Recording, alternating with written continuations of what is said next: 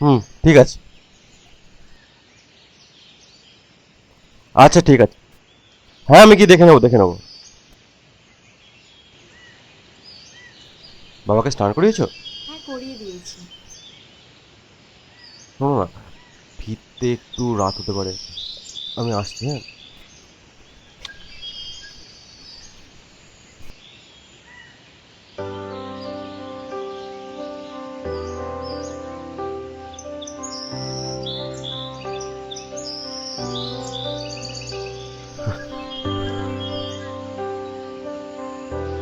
Really আজ আমি খুব খুশি। আজ বাড়িতে এসে আমরা সেলিব্রেট করবো, হ্যাঁ। আর আজ থেকে আমার অনেক দায়িত্ব। হ্যাঁ মশাই, আজ থেকে আপনার দায়িত্বটা অনেক বেড়ে গেল। আমাকে কাজের বাহানা দিয়ে আপনি যতই এড়িয়ে যান, কেউ কিন্তু সেটা শুনবে না। হুম, বাবা জানে? ধ্যাৎ, আমি বলবো বাবাকে?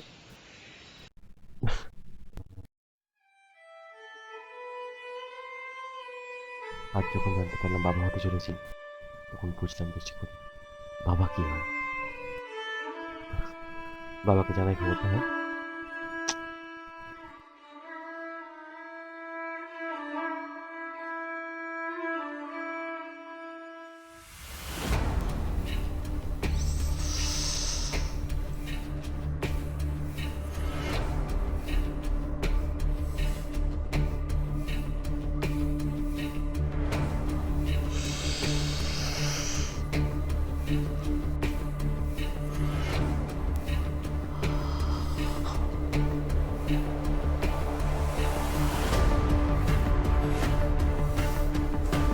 কিরে, তুই আবার আমার পকেট থেকে পয়সা চুরি করে এসব ছাইফাস নিয়ে সামাং করছিস?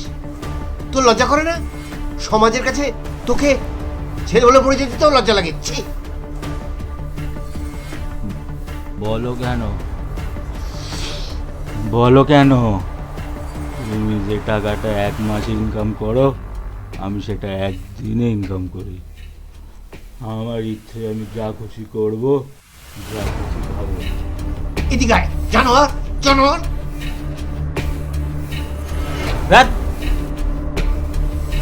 তুমি শালা আমার বাবা নও, আমার মা অন্য কারোর সাথে। জানোয়ার!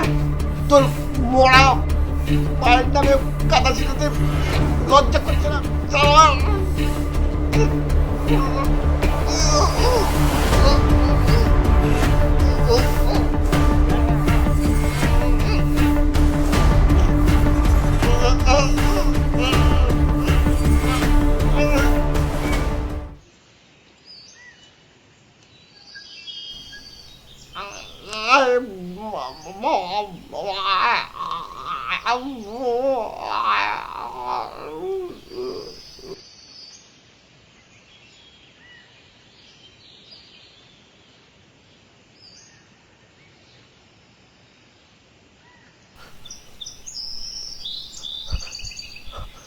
আমি বাবা হতে চলেছি, বাবা।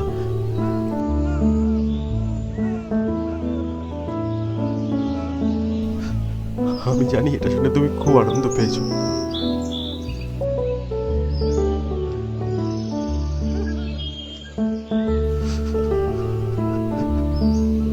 তুমি দেখো বাবা, মা আবার ফিরে আসবে। তুমি আবার খুব তাড়াতাড়ি সুস্থ হয়ে উঠবে, বাবা।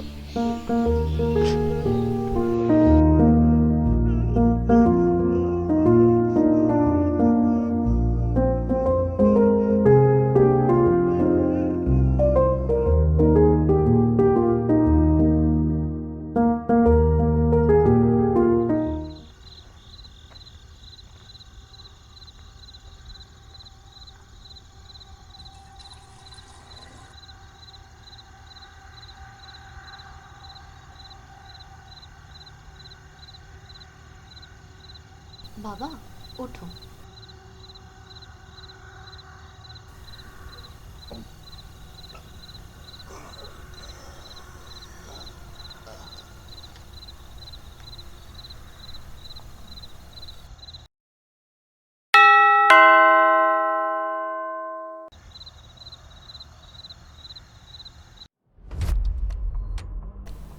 শ্রী, আয়।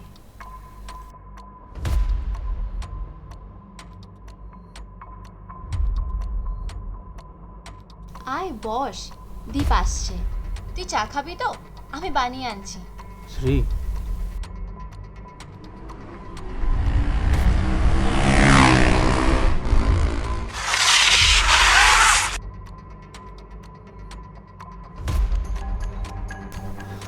শ্রী,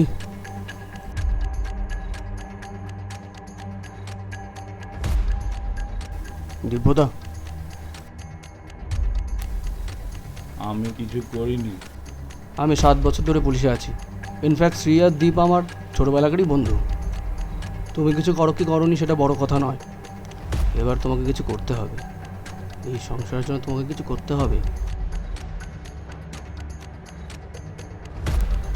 আজ কল্যাণী হাইওয়েতে একটা অ্যাক্সিডেন্ট হয়।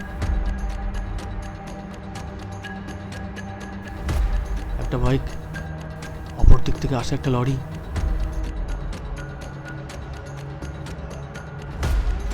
দীপ কেমন আছে অয়ন?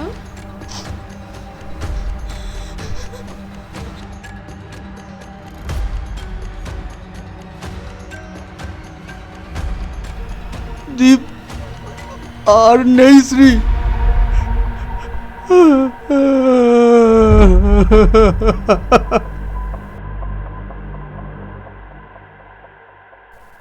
যদি দূরে যাই চলি সেই পুরাতন প্রেম, যদি এককালে হয়ে আসে দূরস্মৃত কাহিনীকে বলি, ঢাকা পড়ে নব নব জীবনের জালে, তবু মনে রেখো, তবু মনে রেখো।